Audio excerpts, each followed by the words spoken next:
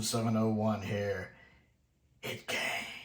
It finally came. I'm never going to be the first one to have one of these box sets, unboxings up on the internet first, since mine takes forever to cross the pond. But it made it. It's here. Season 15. The legend. The legendary Tom Baker. My doctor. I love Tom Baker. I'm always happy to get a new Tom season. Even season 15. I like season 15. It might be arguably Tom's weakest, but I still love it. I love all of Tom's seasons. It's looking good right there. Look at that. The top, the side, the bottom. That, of course, will be the artwork on the back. More than likely, if you're watching this unboxing, you've seen several of them on YouTube already. The back there, love that art from Horror of Fang Rock. Lee Binding has done an amazing job with this. Especially that front box art. It just always looks phenomenally good. I love everything going on here. I love the use of that kind of gold color.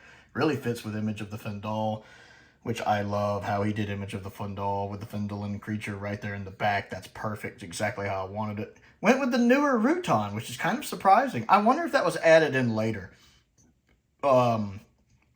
Because it's more green, whereas these are more the gold color. I wonder if that was a design choice made after the rest of that. That was done later. A wonderful shot of Tom. Love the face. Love the scarf billowing in the background, drawing the attention to it. Love the jelly babies. We had to have one with the jelly babies. We had to. And the cogs going in the background. That is beautiful. Beautiful. So we have it out of the cellophane now. And we're going to go ahead and well, let's have a look at the side real quick. It's a nice little shot of the side right there. That's going to look good on the shelf. That image, oh, that looks gorgeous. That looks gorgeous. That is attention getting. It's nice to have another odd numbered set because I think we talked before on the channel about how we tend to get a lot of even numbered sets, not many odd numbered sets. Somebody involved high up in these loves even numbers. So it's nice to get another odd numbered set. We're going to slowly ease it out right here. There's a nice shot of the Rutan. And again, they went with the modern version of the Rutan, the updated effects. That's an interesting choice. I love the shots here. That's a perfect shot of the Fendal creature. I don't know if I would have gone with the Swarm. I think I would have rather just had a couple infected crew members, but it's still a neat little design. Of course, I love having the Collector right there. I wish they had gone with the picture of the Suntaran right at the cliffhanger of episode 4 when the one pulls his gun out and the other two are standing behind him, other 2 or 3 or whatever it is. That's such an iconic shot.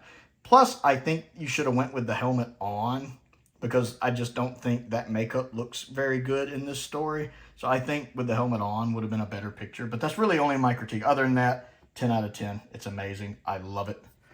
The back, once again, Lee Binding has outdone himself. I love the fact it's referencing Underworld. Underworld is a very underappreciated story with actually some really good special effects. Everybody knocks it because of the bad CSO. They say Underworld has bad special effects. No, Underworld has some CSO trouble that doesn't look good. The model work in Underworld, especially in the book-ending episodes 1 and 4, is some of the best in classic Doctor Who. It honestly is. Go back and rewatch it. That model work is phenomenally good. And this represents that really well. That is some beautiful art. Lee has just been knocking these back ones out of the park. Let's open it up real quick. See what we got here. We have the flap, of course, right here with... My finger looks dirty. My finger looks very dirty. So we have that right there, the flap, which is, of course, representing the invasion of time. I'm looking forward to watching that with the updated effects. I've never actually got to see it all the way through with the updated effects. And then we have this wonderful picture right here of Horror of Fang Rock. I really adore that picture. And that iconic shot of Tom right there with it. And that's a great shot of Leela as well. We have the merchandise book, which I chunked those in the garbage immediately. We have, I can get the booklet out. This wonderful booklet right here. That's one of the great things about the limited edition sets is you do get the full booklet, unlike the cut down booklet you get if you get the standard editions. And it's always fun to read these. I absolutely love going through and reading them. Although the print's so small, it's getting harder for my eyes to read them. But that's a me problem, not Not a them problem. And this, of course, is from the Invisible Enemy. You can see the medical asteroid right here. I love that it has K9 in, since K9 joins this season in Invisible Enemy. That's a nice shot of the TARDIS interior right there. Absolutely enjoy that. That looks fantastic. Now we'll move on to the one disappointment in the set, and that is the disc. The disc look like they've taken a step down in quality for me and how they look. Now, they don't look bad, but I feel like the disc art is not as detailed as it often is. We'll look at them real quick. We have Tom right here with that same iconic shot that we had on the cover of the booklet, basically. That's the same shot, which feels a little reused when I can see it right here and then turn around and see it right here, despite it being a very iconic shot. This, of course, is from the Sunmakers. This background image, if you're not sure, that's from the Sunmakers. It's a great choice to use. We have K9 on the Invisible Enemy, which also makes sense. We have Leela on Image of the Fendal, which also makes sense. Well enough. It's nice to have all of our leads on the first 3 discs. But then it comes back and we have Tom on the Sunmakers, just to immediately have Tom on Underworld. And that seems jarring to me to have Tom on 2 in a row like that. And then we have, I can get up my fingers on it, we have Leela on Invasion of Time, which I like because that's a nice iconic shot of Leela. But I think I would have rather seen the Suntarans, like that one image of the Suntarans I talked about before. But being her final story, I can see where they went with that. And then we have Tom here in his Invasion of Time outfit on the bonus disc, which is unusual because usually the bonus disc has the TARDIS on it. That's been kind of a common theme on these, is that the bonus disc or the final disc, like in Season 20, has the TARDIS on it.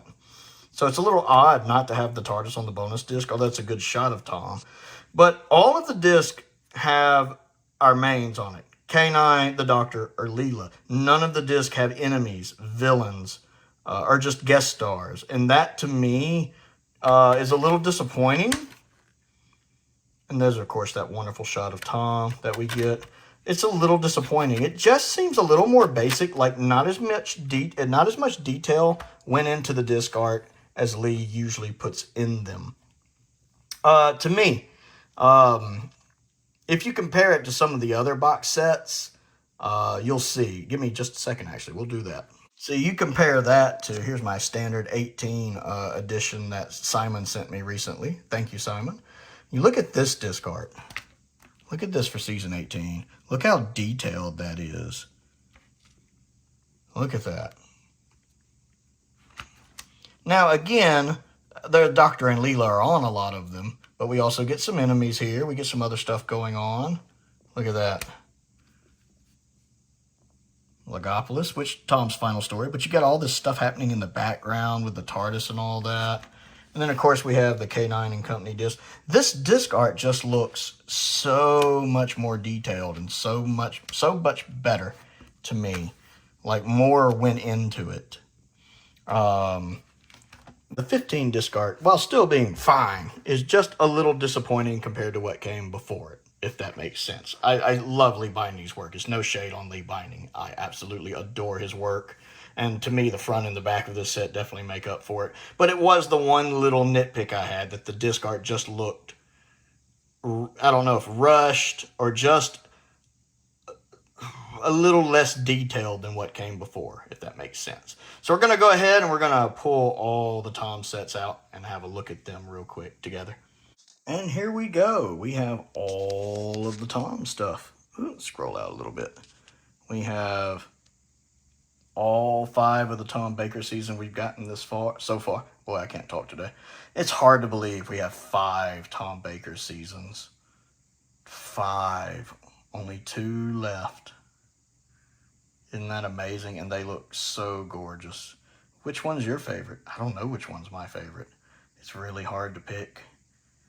It's definitely either 12, 15, or 18. But they all look good. They all look good. Let's turn them around real quick. Show all those spines a little close together. See how they look all next to each other.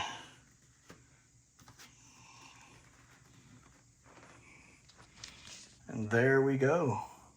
That's how they're going to look on the shelf together. Isn't that gorgeous? Isn't that nice? We have 5 Tom Baker sets. That's amazing. 2 more to go. I'm so looking forward to getting them. So I want to know, what you think of this unboxing, what you think of Season 15. Comment down below and let me know. Don't forget to click the like button and the subscribe button as well. And links to the Patreon are down in the description if you like what I do and like to support what I do. I also have a link to my Amazon wish list and a link to my Amazon wish list, which has my Amazon UK wish list. I have a regular Amazon wish list and an Amazon UK wish list, in case there's anything there you want to send so I can look at. I've got some of the standard editions on there I'd like to get. I really appreciate Simon sending that Season 18. And I also have my P.O. box down there as well, if you'd like to send anything that way. I want to give a shout out to some of my top tier patrons, Finn Perkins and Colin Coney. I appreciate their support, as I do the support of all of my patrons. It does make a difference. And most importantly, thank you for watching. I'm going to take a second. Actually, we should do this on screen so I can show you how paranoid I am. I have Flyattractor's box cutter that he gave me. So I am going to try. I'm very scared of doing this with this box cutter. All right, let's see if we can.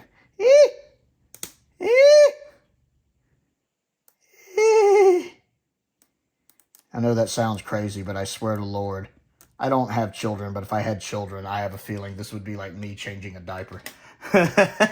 My best friend has 4 children, and I helped babysit them over the years, but I never changed a diaper.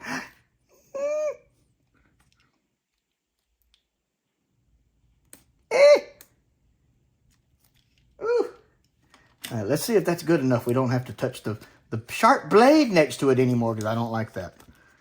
Okay. Okay. Whew. This is going to make a good bonus for the end of the video, I think. Me getting into this thing. Good Lord. Yeah, I'm always paranoid I'm going to do something wrong and damage something. They need like a little spot where you can just kind of like tear away at it. It's got one of those, you know, tear here to open things. That's what it needs. All right, let's see if we can.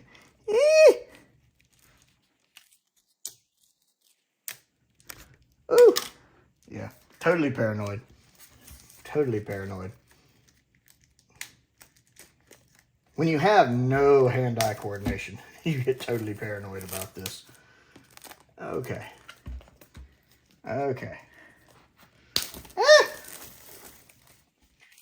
Okay, that last little tear was exactly what we needed. Okay. Whew. Yeah, I realized this thing's magnetized, and this has a metal frame, so I can just... It clamps right onto it. It's so convenient. I absolutely love that. I know exactly where it is at all times now when I open stuff. Especially when Flyattractor sends stuff with his Christmas present. He wraps stuff like my aunt wraps Christmas presents. You're not supposed to actually get into it. Okay. The cellophane is sticking to me. Okay. Now okay? Okay.